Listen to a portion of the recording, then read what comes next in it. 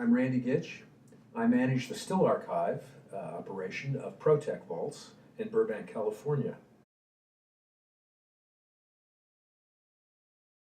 I originally got involved in AMIA back in the day when it was the Film and Television Archives Advisory Committee.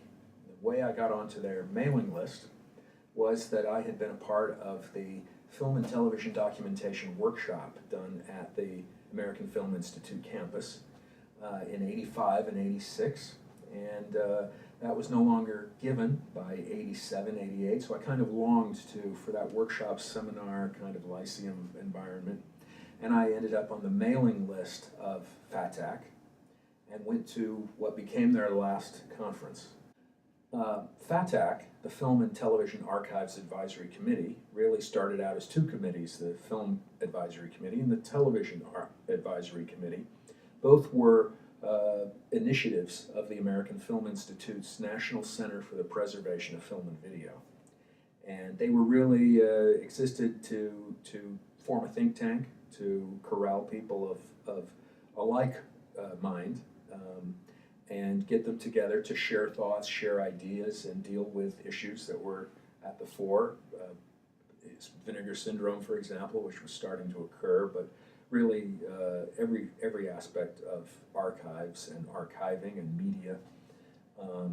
And so that combined conference, the FATAC conference that I attended in 1990, turned out to be the last FATAC conference. The 1990 FATAC conference held here in Portland on November 2nd, Friday, November 2nd, 1990. We were meeting in the Madison Room of the Oregon Historical Society, and it was the business meeting of the conference, just like AMIA still has a business meeting. It was chaired by William Murphy, and he called for a kind of a discussion, revealing to me as a new attendee that this had been an undercurrent in FATAC for some time. The notion of should FATAC formalize, should it become a group, something more formal? And he said, why don't we bring this to a vote of the room assembled right here, right now. And we took a vote.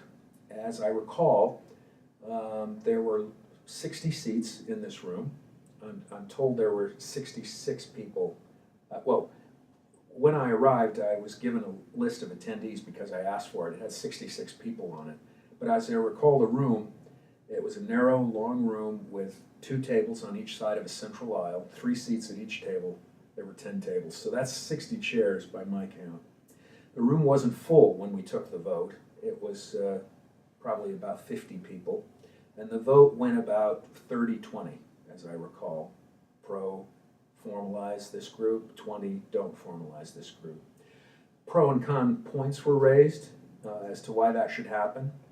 The pro was that with a formalized group, AMIA could collect money, it could exist on its own, it could grow its wings, it could grow its outreach and its influence, and it would be good for all the things that AMIA aspired to accomplish.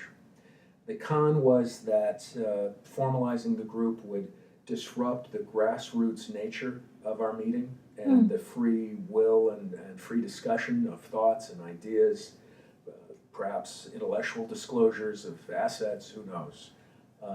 And the thought was that also the company, the organization rather, would be attracted to money, and that the money would lead the organization down a way that maybe wasn't the best way for the organization to go. But nonetheless, the pro vote was higher than the con vote, and AMIA was formalized. Now I must mention that prior to the conference, the name had already been changed to the Association of Moving Image Archivists. A questionnaire was sent out by the National Center to anyone who had attended 2 previous FATAC conferences, asking them to vote on 4 different names. And I can read you the names. We were asked to vote on 4 names: the Association of Moving Image Archivists, the Moving Image Archivists Association, the Association of Film and Video Archivists, and the Film and Video Archivists Association. So AMIA, A-M-I-A, is what prevailed.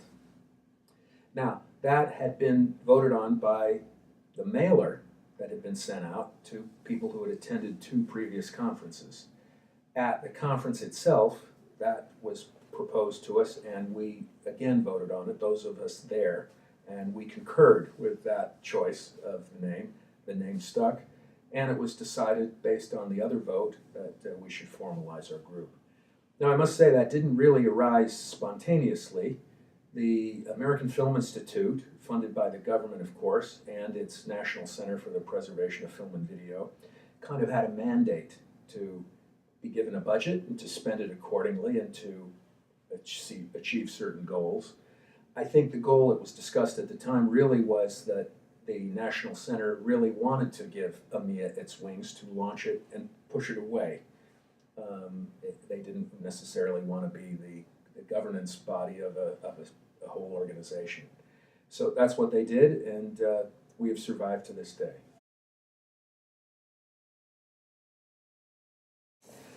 AMIA has been very valuable to me as a platform to show my works. I'm a filmmaker, a film restorationist, so I've been able to use AMIA as a test audience, a beta test audience, if you will. But more importantly, I've also been a mentor in AMIA for several years. And I've also been mentored, I guess, by every other member. All the discussions that one has at AMIA are, I think, valuable to my evolution as an archivist throughout my career, exchanging notes on the concerns that we all have in the wide range of our membership, everything from vinegar syndrome and nitrate film handling to metadata and metrics. AMIA is a great lyceum for the interchange of ideas and really to, I think, problem solve. You come to AMIA you might come here with a problem and discover that someone else has already solved that problem for you, so you go home with a solution. It was my membership in AMIA and my exposure to the AMIA mindset, collective as it is, that helped me and I think propelled me to produce a documentary on film preservation. I realized how important it really was, and how it wasn't just a narrow band of films from Hollywood that needed to be preserved. It was really all kinds of films, even perhaps unpopular or unsuccessful films that don't make money, never did make money, were never intended to make money. All kinds of films needed to be preserved, and we included those films in Keepers of the Frame. I've also been a restorationist of Cinerama for the last 5 or 6 years. I've been starting with the creation of a documentary on Cinerama 12 years ago, and that really took me in a very different direction. Widescreen cinema, the granddaddy of widescreen cinema, and for a process that was really defunct. It was not practical eventually, not profitable eventually, and so the format was completely mothballed. The films couldn't be shown without their complicated hardware. They couldn't be shown on television because they were literally too big, and they could never even be put on VHS or DVD because letterboxing would not have been adequate to that presentation. So what we've now done is kind of faithfully recreated the best way to see those films, and I'm very proud of them, and we've completed all of them. So that's the icing on the cake. We're done.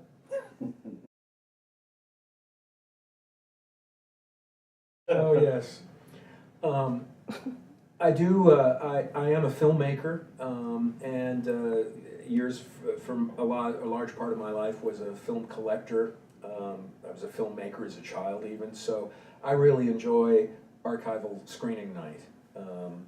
I also was a film sales librarian for newsreels. I managed the RKO Studio Archive. So anything from features through newsreels, cartoons, any kind of film I really appreciate and enjoy.